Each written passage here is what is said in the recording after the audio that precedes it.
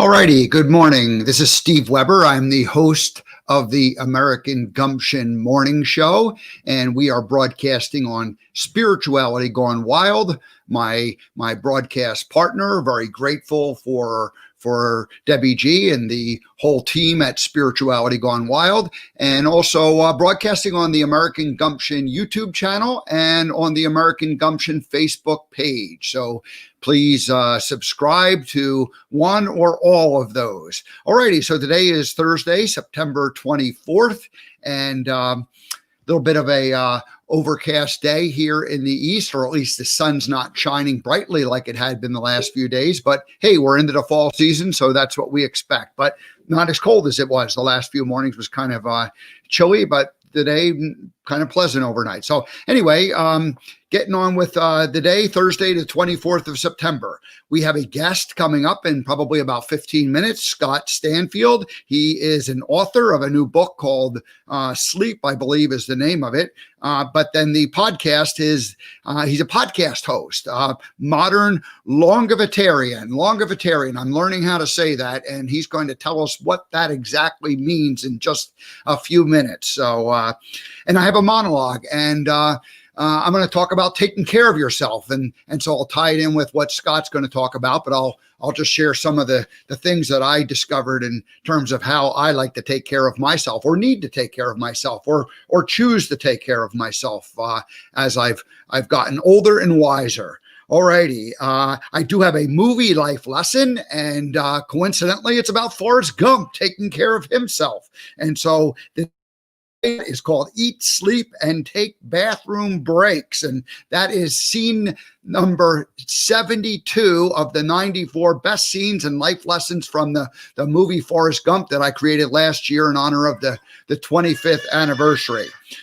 So just let me briefly tell you about the next couple of shows that are coming up. I've got 4 in a row with announcements as far as a guest already lined up. Tomorrow, Friday, we will have Andrew Heschbacher, who is riding his bicycle from the East Coast all the way to the West Coast, and he's going to check in tomorrow from Topeka, Kansas, and tell us about how his journey is going. Andrew is a cousin of mine, first cousin once removed. So we will find out what this 23-year-old young is thinking when he got on his bicycle and started riding.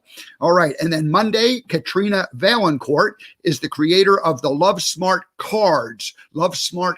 And these are imagine like a card game, but these cards are used to help people communicate. And specifically, she created them for herself and for her son to better communicate. And so she's going to come in and tell us all about that. And Katrina is also a brand new host on Spirituality Gone Wild. She has a Tuesday afternoon show that she'll be doing. And so that's on Monday. Tuesday, we're welcoming back Nikki Roscoe. The last time Nikki was here was a couple of weeks ago, almost a month ago, and she talked about the crystals, healing crystals, and this time she's going to talk about Reiki healing. I've heard the term, I know it generally, but I don't know it specifically. So I'm hoping to get an education, Reiki Healing 101. Everything you need to know about it.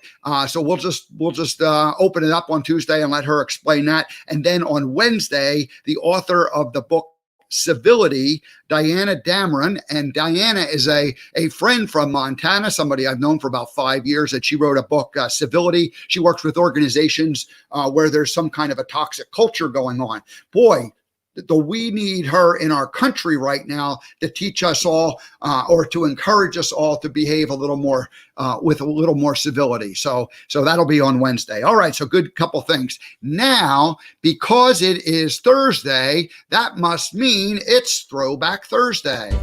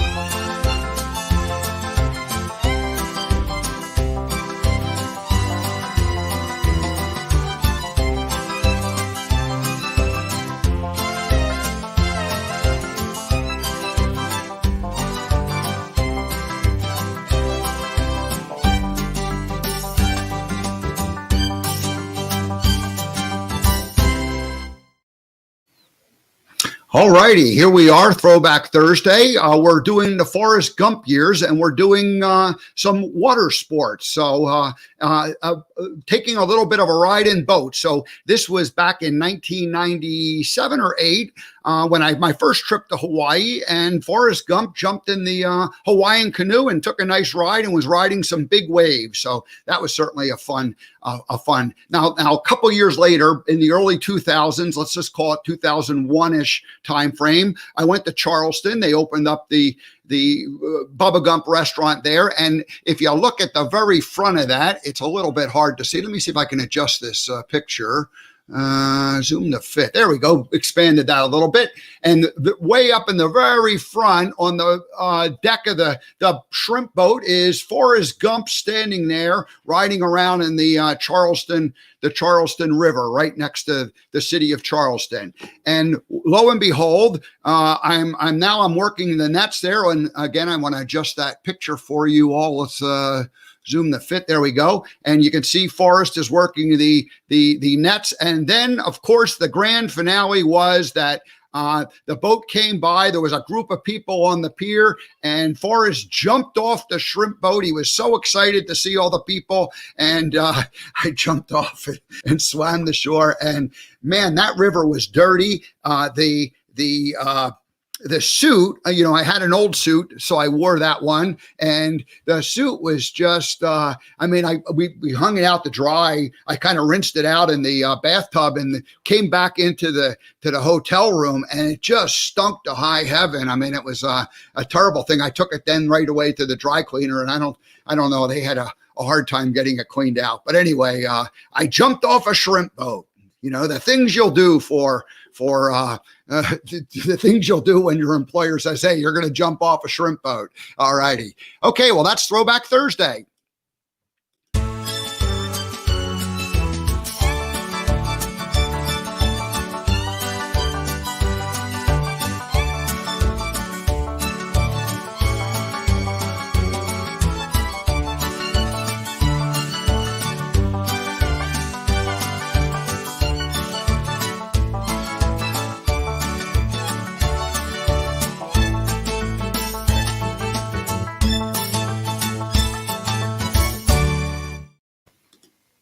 All righty. So now today we are going to do a Forrest Gump scene, life lesson number 72 from the movie.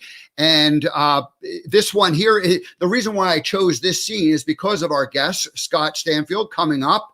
A modern Longevitarian, and Scott's whole purpose in life is to help people live a long, healthy life. Well, this scene demonstrates how Forrest Gump knew instinctively how to take care of himself. So this is scene number 72 of the 94 best scenes. Eat, sleep, and take bathroom breaks. When I was tired, I slept. When I was hungry, I ate. And when I had to go, I went. Hi, I'm Steve Weber, and today is scene 72 of 94, the best scenes from the movie Forrest Gump as we count down to July 6th to celebrate the 25th anniversary of America's greatest movie. I ran clear to the ocean. This scene is about two things: keep on going and figuring it out along the way. When I got there, I figured since I'd gone this far, might as well turn around, just keep on going. Forrest never really had a plan. He just started, and then he figured it out along the way. When I got to another ocean, I figured since I'd gone this far, he ran to an ocean, turned around, and kept going. When he got to another ocean, he turned around and kept going. Of course, he took care of himself along the way. And in his own words, when I got tired, I slept. When I got hungry, I ate. When I had to go, I went. And so you just ran. Yeah. Forrest was figuring it out as he went. He got started, kept on going, and then he figured it out along the way. He slept, he ate, and he went. We all have the ability to figure things out as we go along on our journey. If we get started and we keep going, we then have the ability to figure it out. Let's all be more Gump-like. Let's keep going and figure it out as we go. and let's all live our lives with gumption.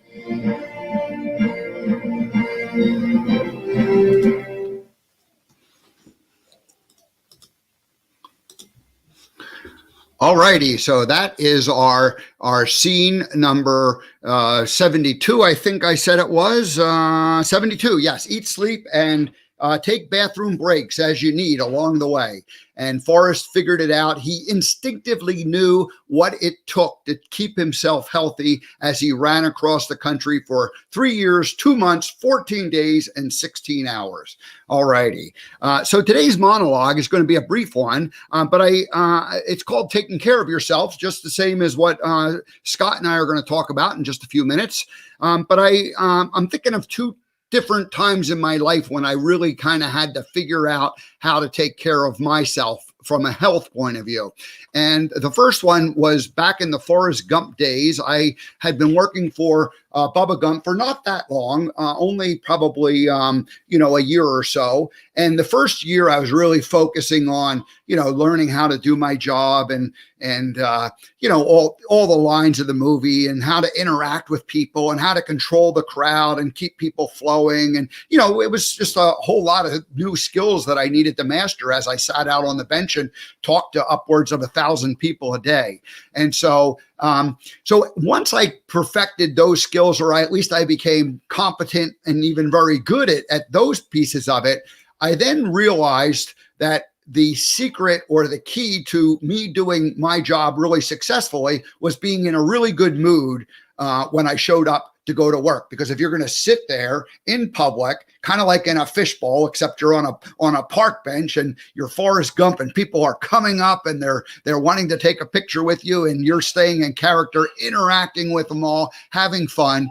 I needed to be in a really a good mood as I did that. And so how did I, as I realized that, I thought, well, what do I need to do to keep myself in a good mood? Well, the first thing I needed to do was be really well rested. I needed to have the proper amount of sleep and show up ready to go. And that wasn't a hard thing for me to do.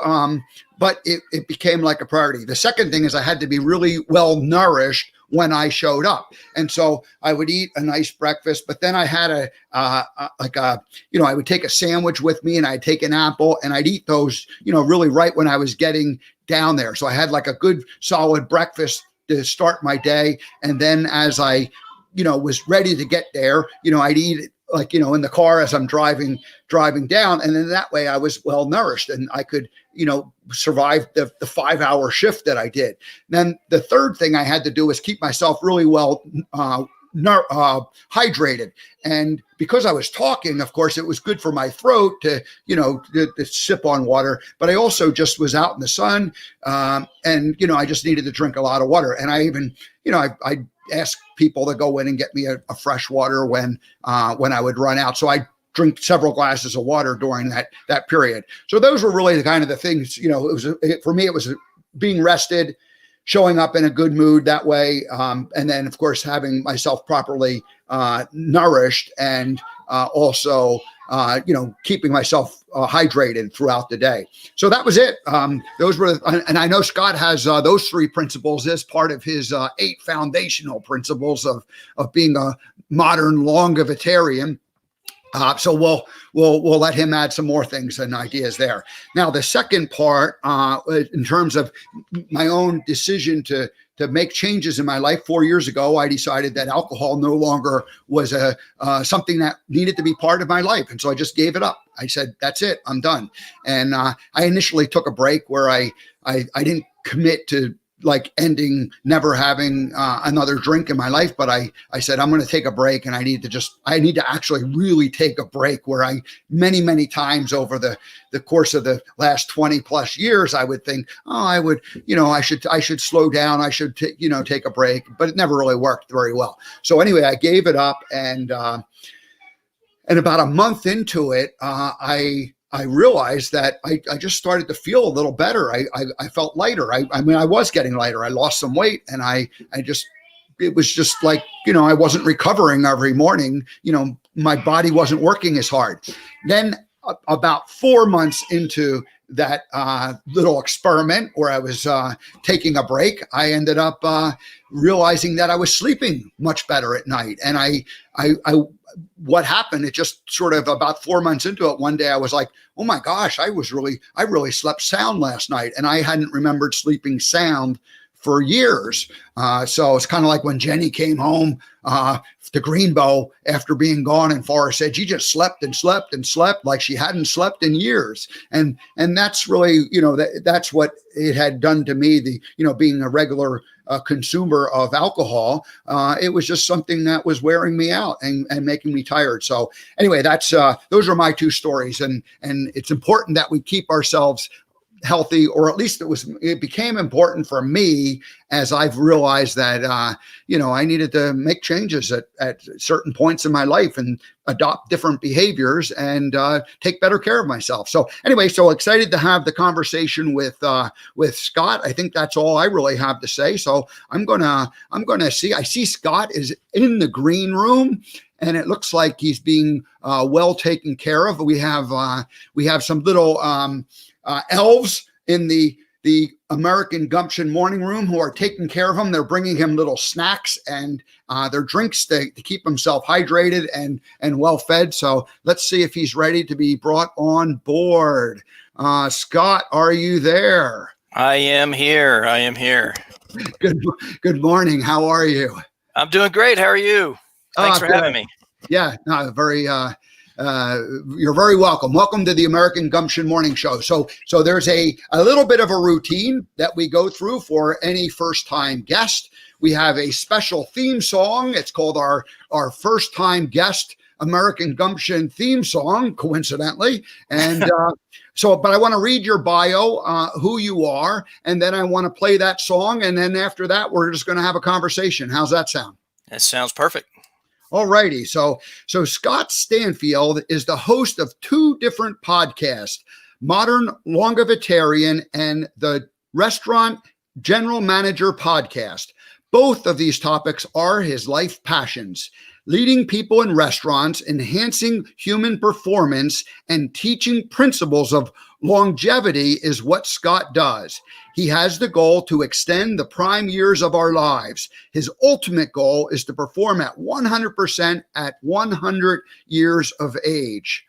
That's a pretty lofty goal there you got. Well, if I make it like 85% at 100, I think that, what did they say? Shoot for the moon, and if you miss it, you'll be with the stars, right? Or something like that. So there you go. Yeah. All right. So Scott is a teacher, he's a trainer, and he's the creator of cultures that optimize the workforce performance. More than 25 years ago, Scott began questioning the status quo, connecting dots and building systems.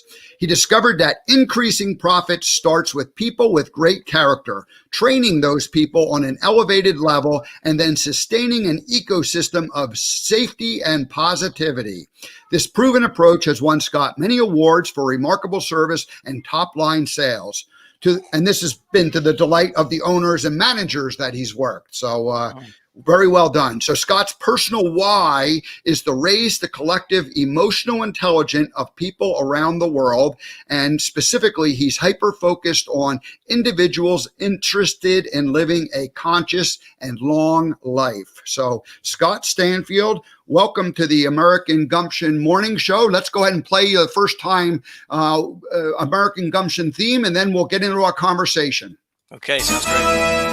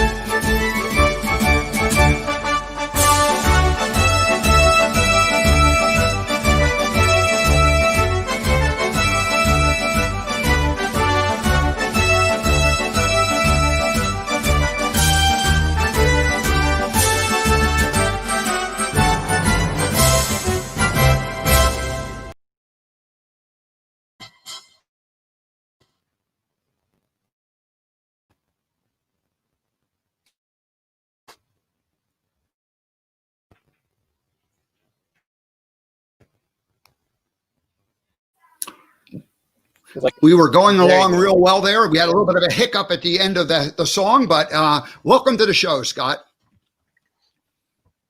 Well, it's my pleasure. Thanks for having me. I'm excited. Good. So we met at the beginning of this year, 9 months ago, and you invited me to be on one of your podcasts, the General Manager podcast. And we shared a bit of a background or a similar background in that we both worked, not for the same organization, but connected organizations in the restaurant business. And I was never a restaurant manager. So it was kind of funny that you wanted to interview me, but over the year working with Bubba Gump, I saw many managers and I watched some good operations, and I was impressed with people who took that role serious. So I was happy to be part of your show that day. Yeah, it was amazing because you're using the principles of the movie for organizational change, right? And that's really that's like organizational change is organizational psychology, right? So having those principles and be able to give that to people in the restaurant really is a way to connect. And I love the way you use the movie to do that. Yeah. So the movie obviously has a lot of great life lessons and principles. So we, last year for the 25th anniversary, I went ahead and put them all together. Now, Scott, my screen is frozen up. Are you still hearing me? Yeah, I can hear you. Yeah. Oh, okay. Now it looks like maybe it's catching up with us. So we're having a little bit of a internet delay. I think we're okay. Oh, let me turn off my screen share. That sometimes helps with this whole thing. So hopefully we're okay now. And every once in a while, I end up, I'm not sure what happens, but we have to restart. But we're going to just go ahead and plow forward and hope that we're okay. And sometimes the internet catches up with us. So, okay. Hey, so so anyway. You started the restaurant podcast. That was really your focus. And then you started a second podcast, Modern Longevitarian. And that's really became front and center. You've made a pretty big shift, and COVID had something to do with that. Tell us about this year's journey for you. Well, the first podcast really started November of last year is when I really, decided to start doing that. And, I've been working in the restaurants and was working in a restaurant. And ironically, you showed that scene where he was running up on the Santa Monica Pier. There's two things about that. One, there's a Bubba Gump shrimp company on the actual pier. And number two, I was working across the street from the pier as in Santa Monica. And so, I started this podcast. I'd been, building this brand called the GM Coach, the restaurant GM Coach, and as a side hustle to my job is, managing restaurants and being a director of food and beverage in a hotel and all of those things. And then what happened was I got furloughed when COVID hit, and I was talking to a really dear friend of mine, and she said, Scott, Modern Longevitarian is something I thought of about 8 years ago, and I haven't really done much with it. I've done a couple things with it, but not a lot. And she said, this is really who you are, and it's such a strong brand. So now that you're not working in a restaurant, why don't you consider that? And it took about, 47 seconds for me to go, you're right. And because now that I'm not working in a restaurant, I don't really think about all the problems and solutions and what it takes to lead a restaurant.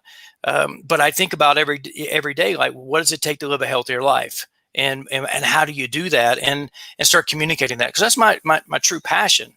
And that passion really started when both of my parents got cancer in their 50s. And they're survivors. They're still around. Dad's 72. Mom turns 70 next April. And so I really started digging deep into health and how to live healthy, back then, 15, 16 years ago. And I've really carried it on. And luckily, I have a beautiful wife that was a pescatarian for a number of years and 30 years. And so, we eat a little bit differently than the rest of the world, or most of the world does. I love the way you said that a friend said, hey, Scott, Longevitarian is who you really are. And you knew that in your heart, but you didn't know it in your brain until that person said that. And the moment that person said it, it was like, of course, it was like an aha moment. And it's so interesting to me that people need others to point out what is really the obvious thing, because somehow we're afraid to admit it ourselves, or, I don't know what it is, but I just love those moments that, like, a single thing, like a single phrase a person says can change us because we suddenly believe what we probably didn't believe before. Right. It was amazing, right? Because, it's easy for me to transition into being the restaurant GM coach because, I was working as a restaurant general manager at at a restaurant that did, during the summer months, 600 to 900 people a day. So it's like, why not teach those principles to other people? And I still do that on a small amount, but it wasn't when you took me out of that environment and I wasn't working in a restaurant anymore. I didn't talk about it anymore. I didn't do it anymore. I didn't, the ideas didn't come up. And so unless I'm asked a very specific question, it doesn't even come to mind. And it's almost like very simple, like the clip you played from Forrest. When he got tired, he slept. Nobody had to tell him to go to bed. When he got tired, he slept. When he got hungry, he ate. And when he had to go to the bathroom, he went to the bathroom. It's just very simple that way that she pointed it out to me, that's who I really am. And so I'm excited to make this pivot, as a lot of people have pivoted during this time, to really kind of find who their true self is. And I'm excited for it. Yeah, well, that's the restaurant business is not necessarily an environment where someone learns how to develop good habits for taking care of themselves from an energetic point of view and from a food point of view. And the example that I was thinking of is that I would get there sometimes, long before the restaurant opened up, and it was quiet. And the people came in, the servers came in, they started setting tables and it was like this calm. And then the doors opened up and it went to chaos in a matter of like a 30-minute period. It went from hardly anybody there to being completely filled up and chaos. And then that went on for like a 3 to 4 hour sprint. And then it was like over again, and it emptied out, and then people like cleaned up the tables and put things away. And so then of course people were probably pretty hungry. They eat a meal, they wolf it down fast. It's maybe not as healthy as you need to be. So how did you working in that environment for all those years where you were kind of on that yin yang of stress and energy and then, around food that, was rich. I mean, it's fine if you eat out once a week, but if you're eating that food 7 days a week, it's not going to be beneficial to you. So how did you really lay the foundation for modern Longevitarian? Well, I did it all wrong to start with, right? It's when I got into the restaurant business, starting as a dishwasher back in the mid 90s, I think it was 1994. I was, coming out of, university. I was a PE major, athletic training major, and I was 21 years old, and I weighed about 157 pounds. By the end of that summer, I weighed about 185 pounds. I gained 30 pounds just by having all of this food available to me, high stress, lack of sleep. Back then we had employee discounted alcohol. So it was all the things that you could do the wrong way. I've lost 40 pounds twice. The first time I did P90X back in about 13, 14 years ago. So I just beat it to death. And then I gained it back slowly over time. And 5 years later, I had to lose it again. And that's where I found intermittent fasting. So a lot of what I do was forged in the fire of working in one of the most stressful environments that you could as a profession. Most people look at restaurants as not a real job and those things, but I did it for, 27 years, from age 21 to 48. And so I learned that, sleep is important. I learned that, you can't have a handful of bacon every morning, and you can't go out and drink every night, heavy, and expect to perform at the highest level the next day. And especially as you progress up and there's higher expectations and there's more money on the line, your performance is really judged on based on your performance on the P&L, the profit and loss statement, and employee turnover and those type of things. So you had to have your wits about you. You had to be calm. You had a high emotional intelligence, and so all of those things kind of came about and progressed over the years. So I had a life coach to help me with mindset. I started doing cold exposure that helped me with mood and weight loss. I started doing breathing exercises and focusing on water. It really was tight on my schedule to where I didn't do what we call a clopin, where you would close the restaurant and then open the next day.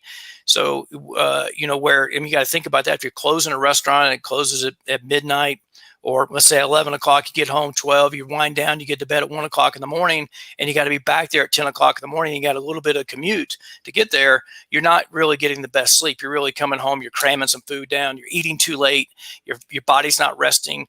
You maybe had a couple of drinks, which is not really good for sleep. And then you're getting up and then you're rushing out to get to the job, and then you're drinking too much coffee, then you're too hungry. And it's just like this really bad cycle that goes on. So that's so I had to figure a lot of these things out, and restaurants are a great testing ground to really be able to perform optimally in the worst conditions. Yeah, it's a stressful environment. And as I, my job was very different. I just got to be kind of like, I was an entertainer. I just showed up and I sat outside and I, made customers happy and smile. I didn't do anything with cooking food. I didn't do anything with prepping. I didn't do anything with, serving it. I didn't do anything with leadership in terms of all of the employees and the young kids that are oftentimes involved with it. And it was a fun environment to be watching it all. But I also knew that the managers worked extremely hard, and it was a difficult job. And there were a lot of good ones. And then there were a lot of ones who burned themselves out because they didn't practice some of the things that you talked about and adopted. And it was just not a good environment for figuring that out on your own. You have to be a pretty strong-willed person to do it. I would say most of the successful general managers and managers who make it a career figure it out to some degree or another, but you really dug in deep in that. I did, and that's one of the things. I have some, coaching clients now, and I teach them about balance, right? Because we, a lot of times I'll work 6 days this week, or I'll work longer, or I'll work those things. And, I have to credit this back to my childhood. A lot of people play sports, baseball, basketball, football growing up, and I played some of those things. But I really went deep into racing go-karts. I really wanted to be a NASCAR driver. And I'm from South Carolina, which is, you showed the video Throwback Thursday of Charleston, and I've been to that Bubba Gumps in Charleston. I'm from Columbia.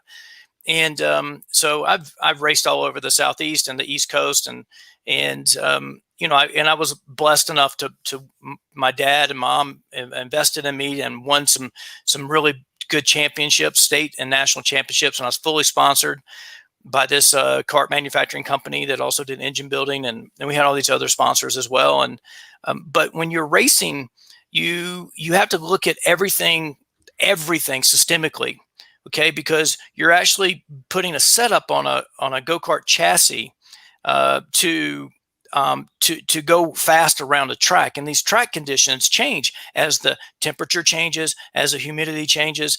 And in the South, as the dew sets at night, even if we were close to the ocean with even 20 miles, the tide would change the water table.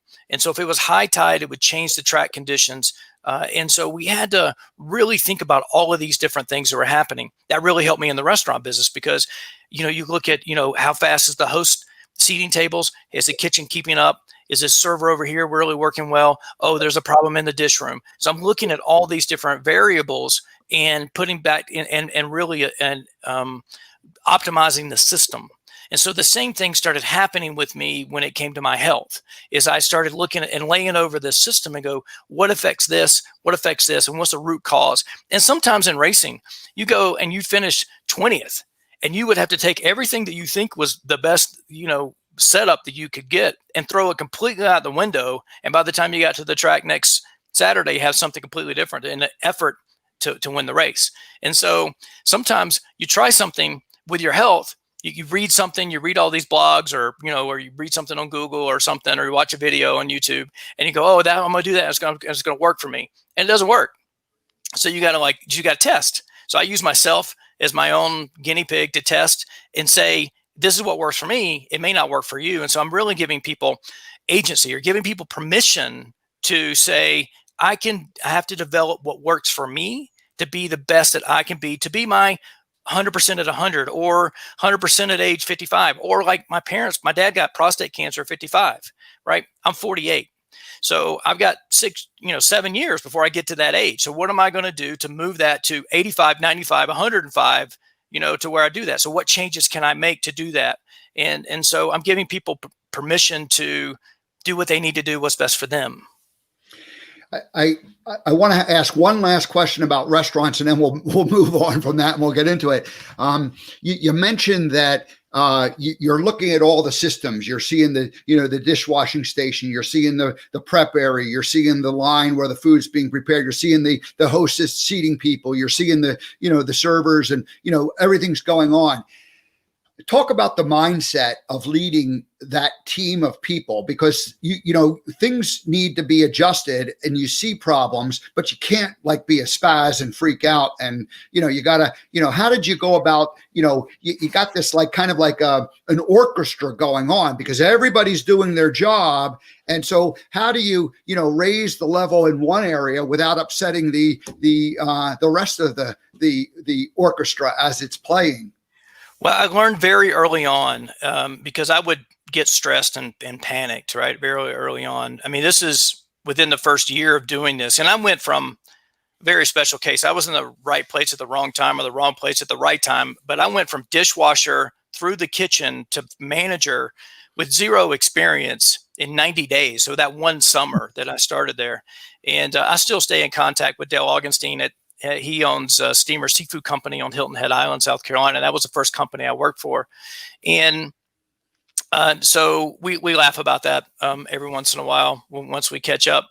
But my point is that I learned that if the captain of the ship panics, the whole crew panics. So I had to stay within myself. Now, what happened is that I was really able to tap into my racing career and what we now call emotional intelligence. We just called it cool as a cucumber, right? Or I remember one guest telling me, he goes like you're managing a disaster area. And how do you stay so calm? And asked me that question. And I think that's one of the things that actually drew my wife to me, because I was, no matter what happened, I was calm. Now, afterwards, I would emotionally eat or stress eat, and I would, compensate with alcohol and things like that afterwards. But when I stumbled upon the book Emotional Intelligence 2.0 and really understood what, the self-awareness and the self-regulation and all those different things, I really went deep on emotional intelligence over the last 5-6 years, since that's really been, part of the lexicon of those things, and really understanding how important it is.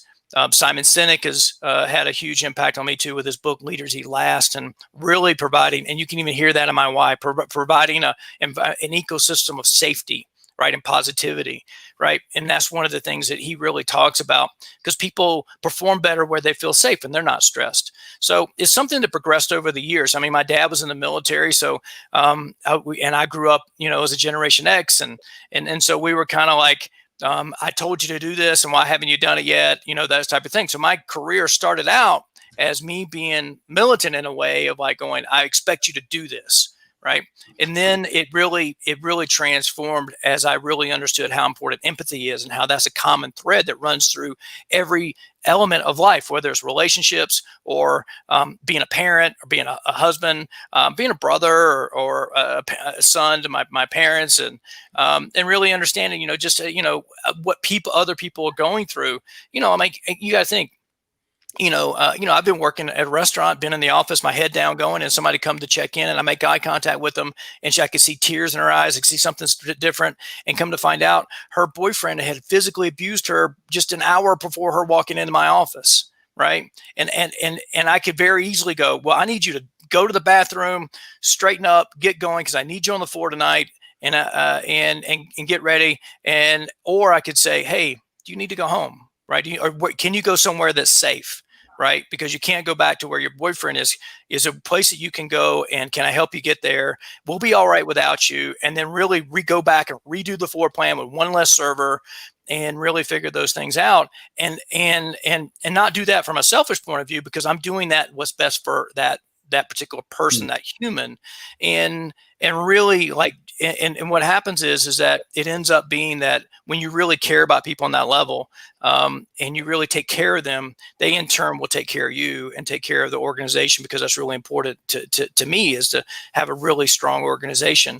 And so that's team building on a like next level team building when you do stuff like that. And so really focusing on emotional intelligence, and really understanding that we all still have our full brain, right? We have our amygdala, which is a lizard part of our brain, which everything is processed emotionally first. And we have these pre-programmed pieces in there that are baby taught to us in our childhood about how to handle things. And so understanding that, like, I don't like surprises, right? I don't like it. I just don't like surprises so much, right? So I have to guard myself of getting stressed when there's something that happens that's out of the ordinary or outside the plan, right? And so once you learn what your weak spots are, you have to guard that, so you don't like jump on somebody when something happens the wrong way, right? When I read your bio, I remember specifically the safety, and I missed the emotional safety that you were talking about. I was thinking about like the fact that you got to look around corners before you run around with a tray full of food, and there's places in the kitchen where it's easy to slip. And, I was thinking of a physical safety, and I totally missed the idea that you were providing an emotional safe place for people to show up and work every day. So very good. Hats off to you on that. Well done. How did, so you're in Charleston, you're in South Carolina all these years ago, and you get your first job on Hilton Head Island, and then, but now you're out in the West. How did, what happened where you ended up moving to the left coast? Wow. Well, I'm in Park City, Utah now, and that's been our hub and where our family has lived for the last 16 years. Okay. And just going on 17 years. So basically I started in Columbia, South Carolina, and I worked in Hilton Head for a bit as well, because that same company owned restaurants in Columbia and in Hilton Head. They also owned one on St. Simon's Island at one point, but I never went there. But I ended up, one of my best customers owned a company that had a contract at the Hess Oil. Most people know Hess Oil from the trucks and all those things, right? They sell, and they had an oil refinery on St. Croix in the U.S. Virgin Islands, and so I was the food and beverage director at that 7th largest oil refinery in the world for just over 2 years. And my son was born. My wife was from New York, and we didn't want to move back. And I'd lived in New York for a year, and she lived in South Carolina for a couple of years, and we didn't want to go back to either one of those places. So she said, let's move somewhere where we have friends, but not in New York or not in South Carolina. And said, okay, where's that? So it was Atlanta, Georgia, which was still a no. Ames, Iowa, a no. Then Long Beach, California. And if you come from the Caribbean, going to Long Beach, California is like, going to Mars, right? It's like two different things. Or Park City, Utah. And it seemed to be a good transition to come here. So that's how I got here. And then, I've worked in Salt Lake for 6.5 years. The other time I've worked in Park City, and everything just kind of dried up for me here in Park City. And so I worked in Colorado for 6 months, and then got the job in California and did that. And then I got furloughed, and here we are. Yeah, well, good. Hey, by the way, the American Gumption Morning Show, we love people in Atlanta and in Ames, Iowa. So those are fine places, but they're just not for everybody. That's the one thing I'll say about that. All right. We were Atlanta. We were avoiding the traffic. Long Beach, we were avoiding the traffic. Right. We love our friends in Ames, Iowa. They're still there. He's a professor at Iowa State University, and she's a therapist. And when we drove cross country 2 years ago, we stopped on the way there and on the way back to stay with them and hang out with them. And they've been here to visit us a couple times. So we love it. It was just not a place for us to live. Right. I'm not a corn farmer, Absolutely. So. Yeah. And I was in the Bay Area in California for 27 years, and it was a wonderful time. But there was a certain point where I knew that I wasn't going to live there for the rest of my life. And then I ended up going to Montana, and I thought that was the place I was going to be for the rest of my life. And then, and it's a whole other story, and we won't go down there. But ultimately, a year ago, I went, you know what? It's time for me to leave here. The reason I came and the reason why I was there was completed, and it was now time to go back out in the world for me. So Montana was a great place to be, but so. That's the beautiful thing about our country. We can, and the restaurant business has provided you, people just up and go. I remember, working for the restaurant Bubba Gump, they would take a manager who's doing good at one place, and they needed somebody, to run another location, and boom, the whole family's just moving over there, and that's that. So yeah, I've got, since I've been furloughed and things are starting to, come back alive, especially back east, right? I've gotten emails from people like, ironically, I wanted to work for this really cool restaurant group in Atlanta, and they have locations in Nashville and things like that. So, you have to think about, one of the things I've learned from, this whole, pandemic is that 50% of our food supply comes through restaurants, right? So that's why it's considered essential, because people eat out that much. Yeah. And which, as a restaurant manager, that's a blessing, because that's like job security, so to speak. Yeah. But you think about, okay, if 50% of the food supply is coming through restaurants, then I could work pretty much anywhere in, that I know the language, right? I just got to apply and, and I can get a job there. And I don't always have to be the GM. I could be a server, or, I've worked in every position in the restaurant, but that's a blessing about, being well trained in that particular field. Yeah.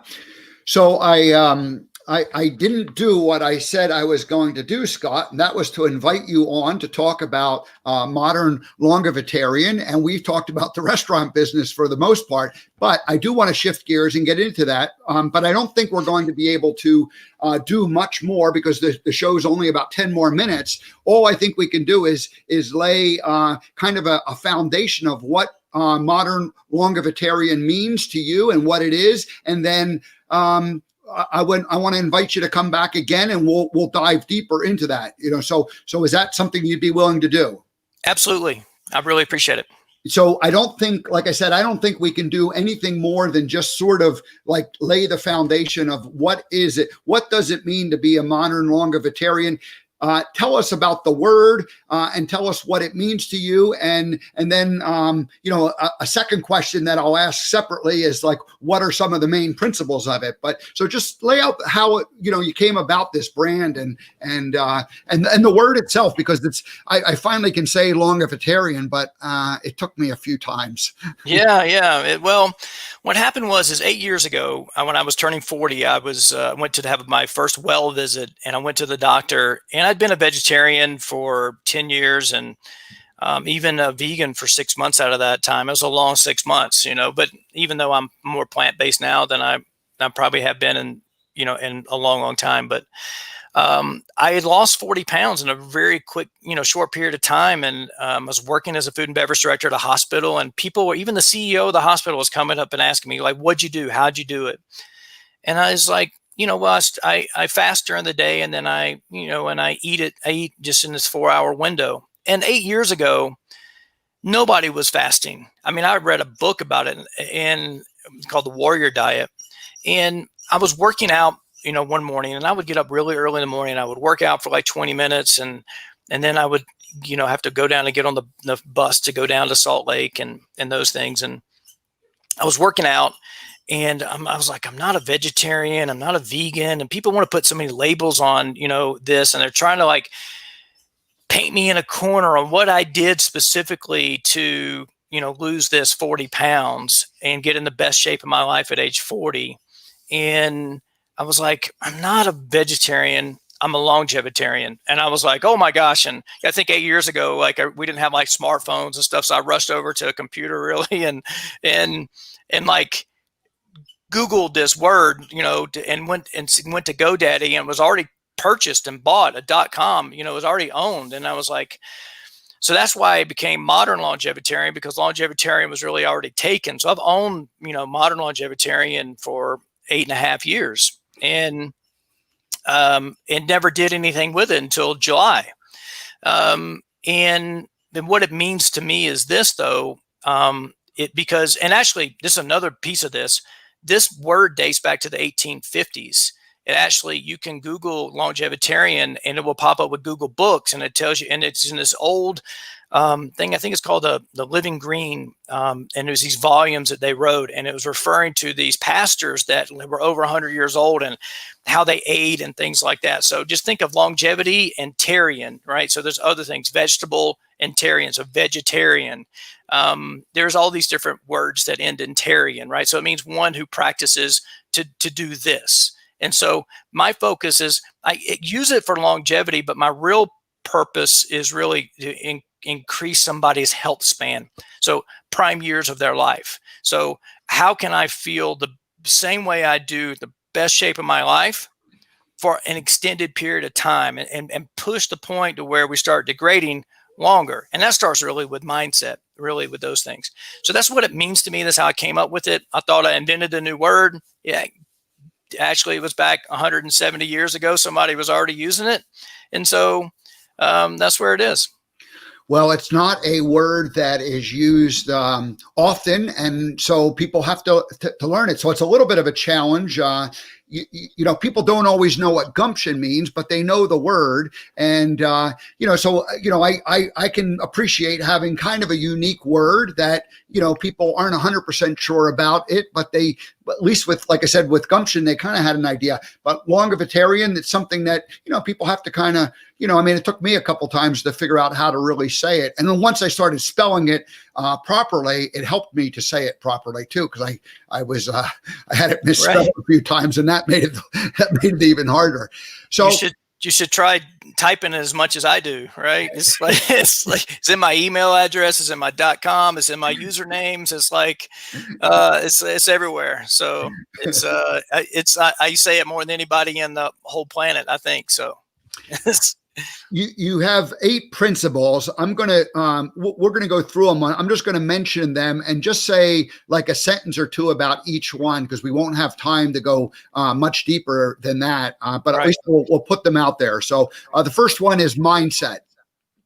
Well, Bruce Lee said this. Arnold Schwarzenegger said this. It says the body follows the mind. Right. So you first have to think that, hey, I want to lose weight, or I want to go lift weights, or I want to go run a marathon. You have to think of it in your head first, and then your body will follow where that's going to go, right? You have to think, I want to get better sleep. So therefore, you think it first, and then it comes to fruition. Unless like you stop drinking alcohol and you just automatically start getting better sleep because you didn't realize the effect of drinking alcohol too close to going to bed. But that's where it starts. Yep. The second one is breathing. Wow. 70% of American adults, 50% of children are mouth breathers. Somebody put this thing on your face to breathe through. Filters air, humidifies the air.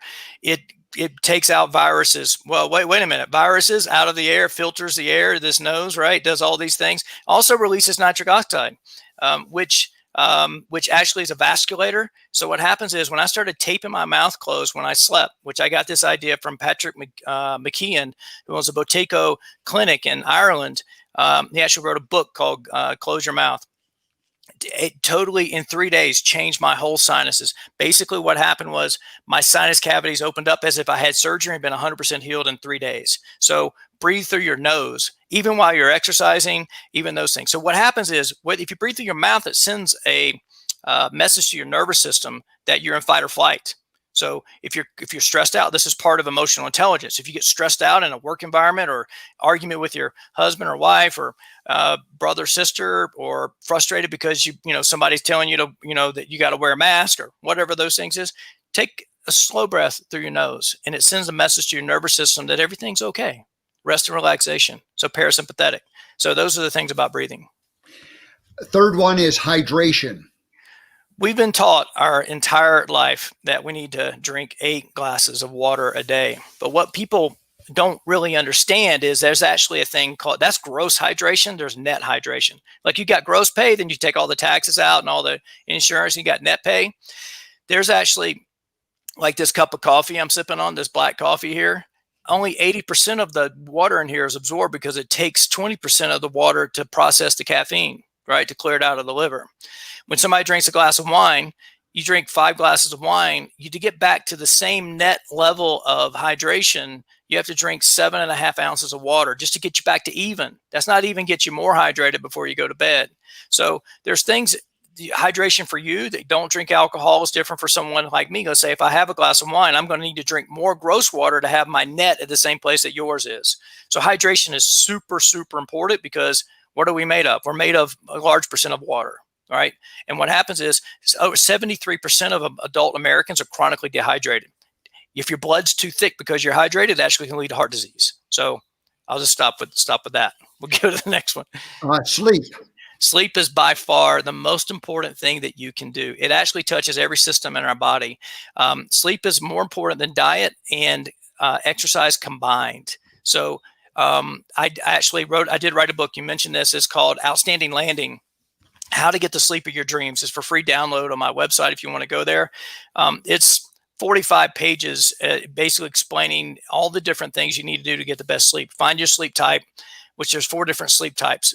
We know these as night owl and early bird and those things, right? But Dr. Michael Bruce has got a free quiz that you can take to figure out your sleep type. And then when you need to stop, stop drinking alcohol, stop eating food, stop drinking caffeine, stop looking at your cell phone or whatever device for blue light, all these different things. Tape your mouth shut so you breathe. There's a book called, James Nestor wrote a book called Breathe, ironically. And a quote from him is, if you're not breathing right while you're sleeping, you'll never be healthy. So sleep's the most important. Fast and feast. Well, it's fasting, feasting, and food, right? So there's times that, like Forrest Gump said that when I got hungry, I ate, right? He didn't eat 3 square meals a day. Maybe when he was in the military, right? He got up and he had the 3 squares, right? So what happens is I'm never hungry for breakfast. Never. I'm having a cup of black coffee. But I'm a night owl. So I don't really get hungry till late in the day and I go to bed later.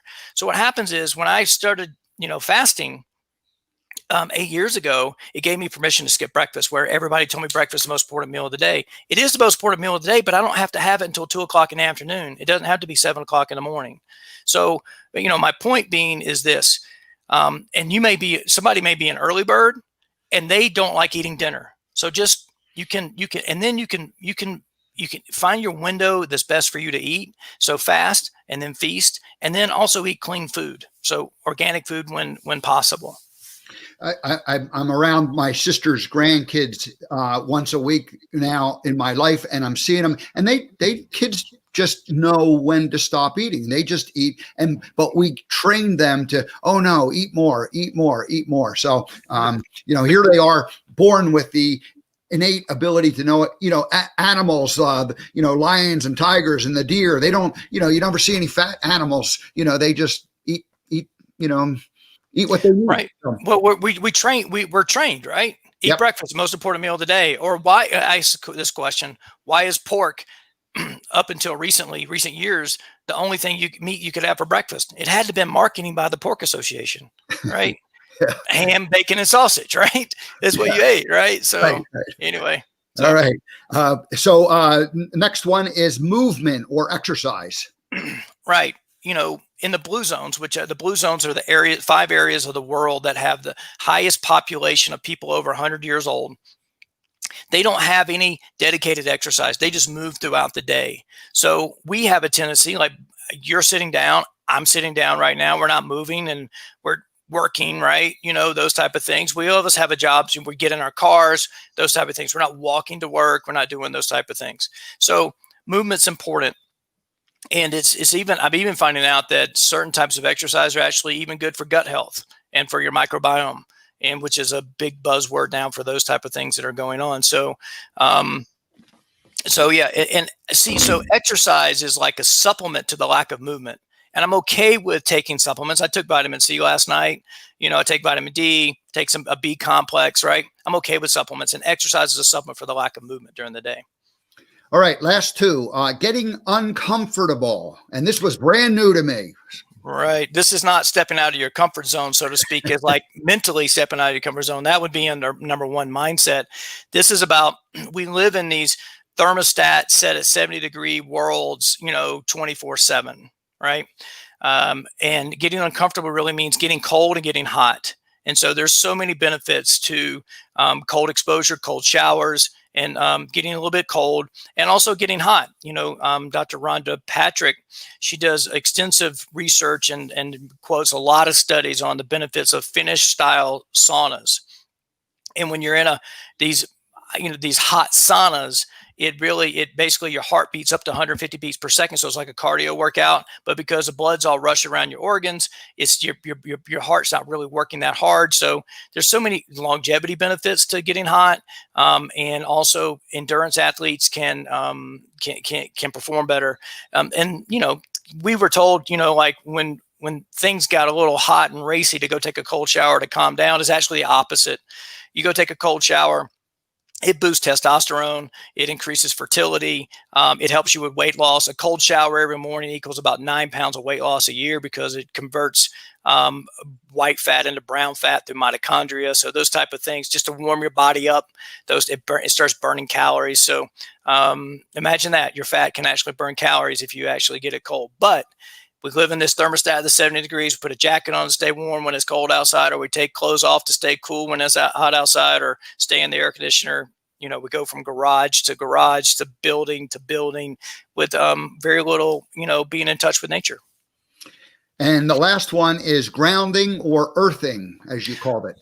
Right. And so I think I saw the other day, just like every minute, there's like 3,000 lightning strikes on planet Earth around the world, right? And so what happens is the sun gives this energy to the atmosphere, and there's positive ions in the atmosphere, and the negative ions are actually charged into the Earth. So when you actually can watch, there's a free documentary on YouTube called the Earthing documentary that will explain that when you touch the ground, it'll show you with the voltage meters, when you touch the ground with your bare feet, you actually become negatively charged, right? And that lowers inflammation. It does all these positive things for you. So people feel better after they've been gardening. People feel better after they go for a walk. Even the Japanese have this art called forest bathing, where you go spend 2 or 3 days in the forest, right? So we are insulated from the earth by wearing synthetic rubber on our shoes. And so we don't really connect a lot of times with the earth and get this negative ion charge in our bodies. It really helps us live a healthier life. So I have a grounded pillowcase that I use to help ground while I'm sleeping, because I don't sleep on the ground like the ancestral people did. I don't have leather bottom shoes like ancestral people did. I don't walk barefoot as much as I should. So that's one of the things I do for that. Wow. Well, I appreciate that you ran through that quick. I would love to have you come back, and we could go deeper into several of these topics, or at least, we might have to bring you back more than once to really explore some of the topics. But it's funny, the first 4, mindset, breathing, hydration, sleep, I'm 100% like right on the same page with you, and have a pretty good understanding and education. But the next 4, the fast and feasting, that's not been my eating pattern. So I want to learn movement. Yeah. And exercise, that makes a lot of sense. But the getting uncomfortable, the hot and the cold, and the grounding and the earthing, that one makes sense. So I would say the fasting and feasting and the getting uncomfortable, the hot and cold, are the 2 that certainly I don't know enough about and practice enough. And I'm certainly not claiming to be an expert in all the other ones, but I'm at least I have a consciousness and awareness of them all. And so I'd love to have you come back and we could talk about, sleep and a couple of the others. It'd be my pleasure. Very good. Well, we're a few minutes late finishing up, but that's okay. Don't tell Debbie G that I went long with the show today. And then neither of us will get in trouble. How's that? Okay. Anyway, thank you so much. I'm going to go ahead and play the closing theme. If you stick around for just a minute when we're done, maybe we can look at our calendars and schedule another time for you to come back and visit again in the future. Sounds great. Thank you. All righty. Okay, folks. So that's it for today's show. I did go a few extra minutes long, but we were having such a great conversation with Scott that I didn't want to just end it. And I wanted to lay out that overview of what it meant to be a modern Longevitarian. So we'll bring Scott back again in hopefully in a week or two or three, and we'll make sure we dive deeper into this. So that's it for today's show. Oh, tomorrow we have Andrew Heschbacher. He is doing movement. He is moving from his body by means of a bicycle from the East Coast all the way to the West Coast. He's in Topeka, Kansas at the moment. He's going to check in with us tomorrow.